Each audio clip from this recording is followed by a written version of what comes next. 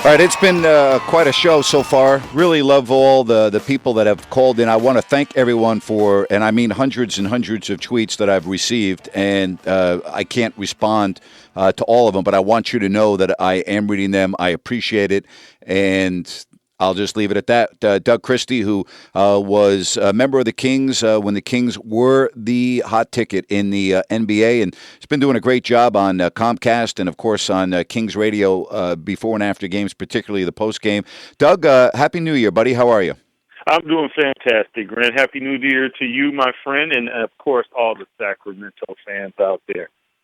Doug, the reason why I wanted to have you on today is you've played in a lot of different situations in your career, and what I'm sensing right now is confusion in the locker room and on the floor because the guys aren't really sure what style of play they're supposed to be playing. They're not really sure if this coach is going to be here or he's not going to be here, and I'm just wondering. And listen, that's my perception. I could be wrong, but let's just, for sake of conversation, say that I'm right.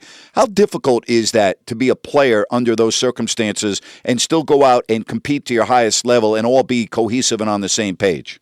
Grant, you knocked it on the head. It's extremely difficult from a lot of different perspectives because you just don't know what to expect. You don't know where things are going. You know, it's a rough patch. And but at the same time, Grant, this is the profession that you choose, and these type of situations galvanize you and make you stronger individually and hopefully collectively. But it is really hard because they want to run, but you have to play defense. And I think most of all, we've looked at DeMarcus, and we've seen DeMarcus, I think, grow increasingly more agitated, and it's difficult because he brings so much to the table, and he wants to win more than anything. And I think the taste in his mouth that he tasted this summer has really set him up. And he started out winning. He got sick, and the team was doing fantastic, and all of a sudden he comes back, and it's been a bit of a slide. But it's tough. But this is the NBA. Welcome.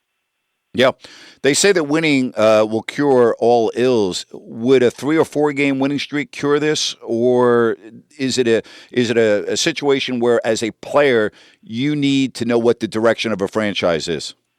I think when you say cure, Grant, cure means go away. I think that the 3 or 4 win streaks would put a Band-Aid on it. It definitely would. It would slow things up. It would start getting some focus. But to cure this, it's going to be really understanding exactly the direction that they want to go, really starting to formulate game plans that they're able to go out and execute on a night-to-night basis. And I think that that's probably some of the frustrations that we see because Coach Corbin is putting out a game plan and they go out and execute for a quarter, execute for, 15 minutes, and all of a sudden things don't, they start falling apart a little bit. And to Coach's credit, though, he's trying to find who he likes and what different rotations and all the different things. And then DeMarcus was in and then he was back out. So it's a tough slate to be put in on his behalf, and it's a tough slate for the team to be in. But I would say a 3-game win streak would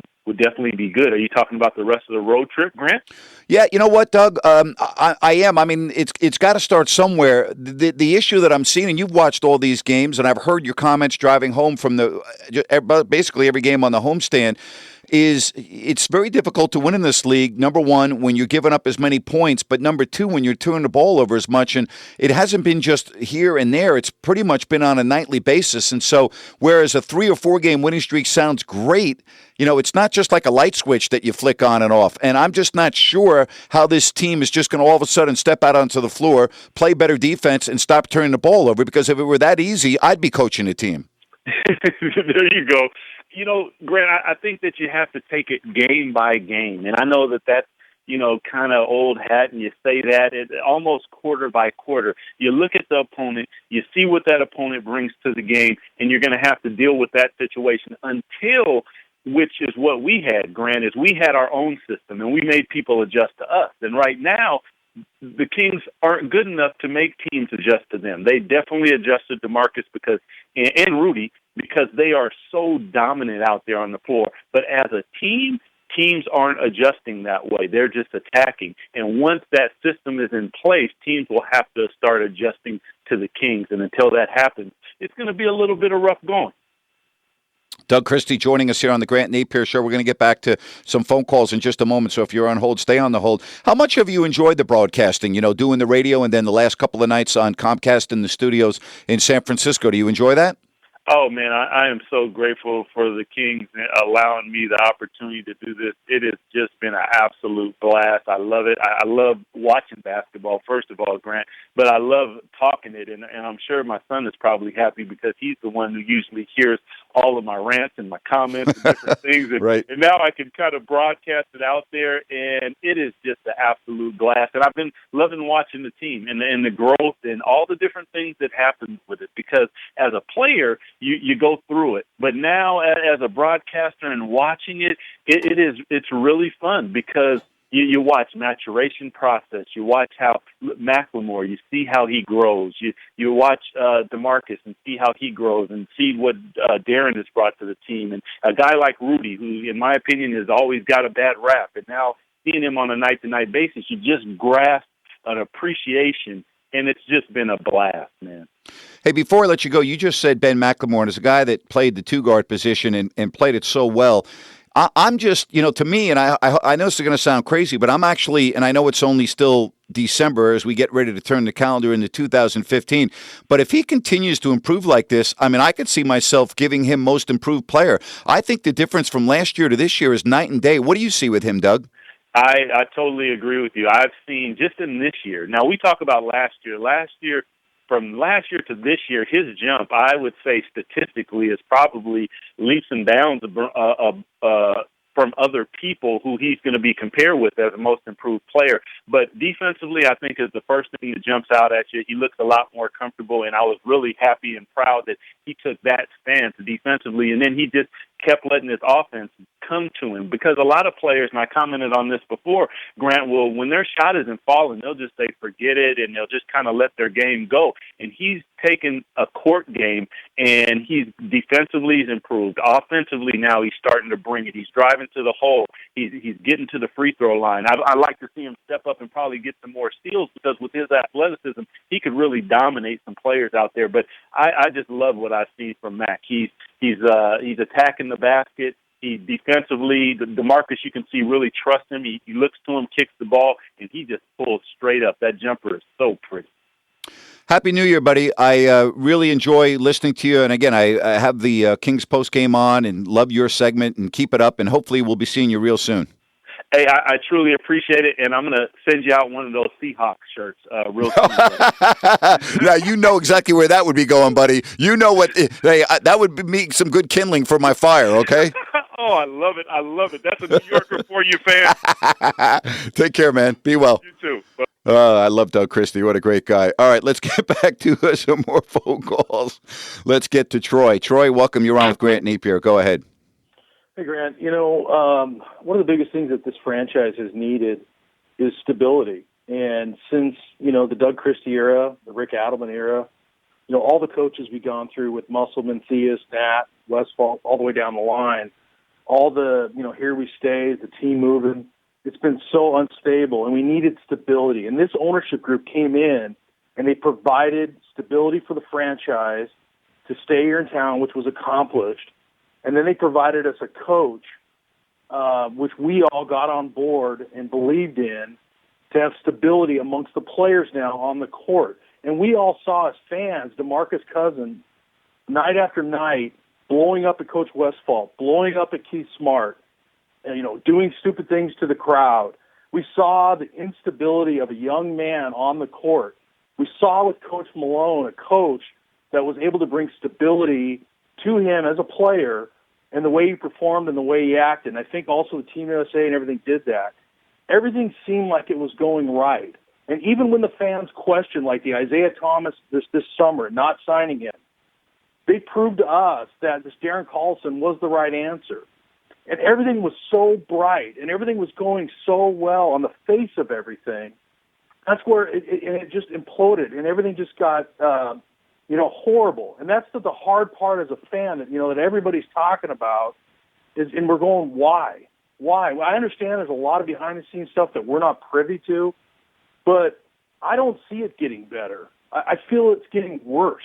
You said if they go on a 3-game winning streak, is that what they need? Yes, that's what they need, but I don't see it happening. I see DeMarcus Cousins. I was at the Knicks game. I saw him throw a tantrum towards the coaching staff and the players over in the huddle at the end of the regulation of that game. I heard DeMarcus Cousins over the TV last night on the Nets game yelling at Stauskas for the pass that he made. It's getting worse. It's not getting better. And I agree with you. They need to do something now. The ownership and the management has got to step in. They've got to come out, and they've got to make some changes because it's getting worse. It's not getting better. Thanks for the call. Happy New Year. Joey, you're next here on the Grant Napear Show. Go ahead, Joey. Hey, Grant. Happy New Year to you, sir. Thank you. You too. Thank you. So I wonder if there's just any validity to what Levesque said in the beginning of the year as far as, like, the team's going to be judged on wins and losses.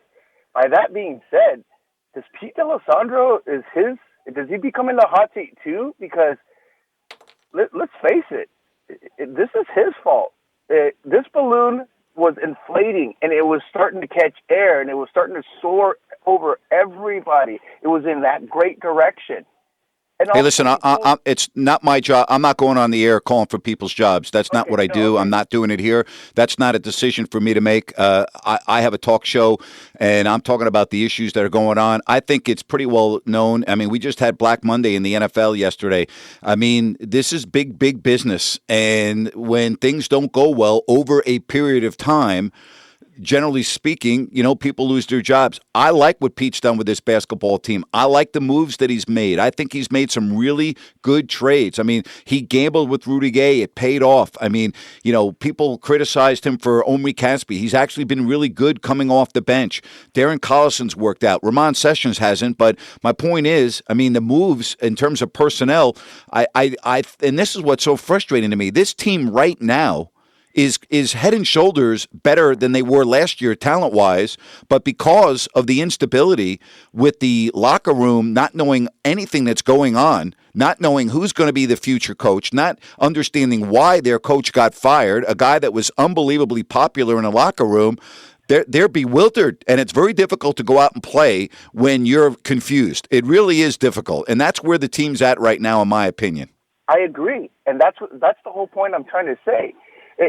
How do you start to build a culture, and in the midst of you see progress, you tear it down? That's what nobody understands. And you say that right now everything is going good, sir, but you're going to start to see little meltdowns, and it's going to start going south really fast. I didn't say everything's going good right now. That's not. You have not been listening to my show. I have not been saying that at all. No, I have been, and I was actually I could hear the frustration in your voice too in the beginning. I was like, yeah, that's pretty much how everybody feels right now. You're just voicing it out to where everybody can hear it. I agree, Grant. I agree. My question, just like everybody else's, why would you do that right now? Thank you. I can't answer that. I didn't make that call. Thank you very much. I really appreciate it. Ishmael, you're on with Grant Napear. Hi, Ishmael. Ishmael, you there? All right, Ishmael's not there. Let's get to some more phone calls. Let me Taylor, you're on with Grant Napear. Hi, Taylor. Hey, Merry Christmas, Grant. Hey, same to you. Happy New Year. What can I do for you? I just want to say real quick that, I agree with some of the items that people have brought up, a little bit of frustration about Coach Malone. So I understand that, but I just want to say that people should remember that we still have our team right now because of this owner and because of this management group. So their first and foremost intent was to keep the team here. And my memory is not that short that I'm going to write them off this quick. The firing of our coach is a bit frustrating, but I'm not about to write these guys off just yet. And if you are, I think you're just crazy. Yeah, no, I would 100% concur with what you just stated. Yeah, that's all I have to say, but take care of yourself. No, I'm totally 100% in agreement with you. Okay, all right, take care. All right, thank you. Appreciate it. 339-1140, 800-920-1140. Do we have any more calls, Chris? Mike, you're on with Grant Napear. Keep them coming, Chris. Mike, what's going on? Hey, Grant, thanks for taking my call. Yep, thank you. I know there's I'm frustrated with the whole firing of Malone as well. Everything I read, I know there was conflict between the style of offense that Malone was running compared to what the manager wanted. And I really feel like they're using Corbin as a puppet to get a sample piece of what a high-paced offense would look like or how productive it is, and they'll probably make their coaching decisions based off of that. I just want to get your opinion on that. Tyrone Corbin's never coached an up-tempo style. That's not what he learned under Jerry Sloan and Phil Johnson. That's not what he coached in Utah. All right, I mean that's not what his expertise was when he was a head coach in Salt Lake City with the Jazz. Got it. But you don't see them using, even though that wasn't his style, you don't see them trying to get a sample piece of what this team looks like under a high-paced offense. You know what? Could very well be. But it's not as easy as just saying, well, we're going to play this style of basketball. It doesn't work like that. I mean, that's why you have training camps and you have 8 preseason games and you have practices to develop a style of play. And in many instances, it takes more than 1 year. I mean, look at the improvement that the Kings made from this year to last year under Michael Malone in the first, 4 weeks of the season until DeMarcus Cousins got hurt. I mean, it's not like you can just take a team in the middle of the season and change the style of play with a coach that doesn't coach that style. Do you know what I mean? It's not as easy as that. It's not like rolling out the ball and saying, okay, just try to score 130 points tonight. It doesn't work like that. It's not that easy. Yeah, no, I definitely agree. It's just, like everyone else, I'm frustrated, but at the back of my mind, I still have faith in this management that they do have a bigger plan and a backup plan in place. Well, and that's what I said in the first hour. The one thing I do know, okay, and I don't know the plan, but I do know that these are unbelievably intelligent people, okay? And I'm not just saying that because, I want to please people. No, these are smart people. But the plan needs to be implemented soon. Thanks for the call. Thank you. Charles, you're on with Grant Napear. Hi, Charles. Hey, how you doing, Grant? I'm doing well. What's going on? Hey, I hear what you're saying, and I hear what you're saying of Avex, a very smart individual, and he's had a very good empire as far as his business. But, sometimes as far as an owner, we can be smart, but are we a smart basketball person? And that's why you pay the people as far as DeLisandro and your consultants to do the job that they're supposed to do. I agree with you that Pete has made some good moves, but I think in the essence is that we had Mike Malone to coach, and he did do a very good job. And in some instances, I think Michael Malone kind of hurt himself in his post games when he said that he needed to do a better job at things. And at times when we need to do a better job at things, that means that we're not doing our job also. And I just think that the Kings have some athletic players, and we always take athletic out of context. But what I mean is that we have Derek Williams. He's a runner. We have Omni Caspi that goes to the hole. They're a runner. We should have set up our more second unit as the style that the Kings wanted to play and kept playing the same style that we were with our first unit. I don't know what they can do now. I don't even know who we can get to coach right now. But I'm with everybody else here. I just hope that we can go with Plan B right now because we do. We have a decent team. We're not great, no, but we are a decent club that plays hard, was playing decent defense at one point, still need to be better, but, I'm with everybody else. We need to move now, and I hope we do, and go Kings. I'm always going to follow them, and Grant, I always love you, bro. Have a good one. All right, hey, thank you. Happy New Year to you. All right, we're going to come back. We're going to take more phone calls at 339-1140, 800-920-1140. We will get a couple of moments with Jason Jones of the Sacramento Bee because I want to get his reaction. He did talk to some of the players today. That's coming up right here on KHTK.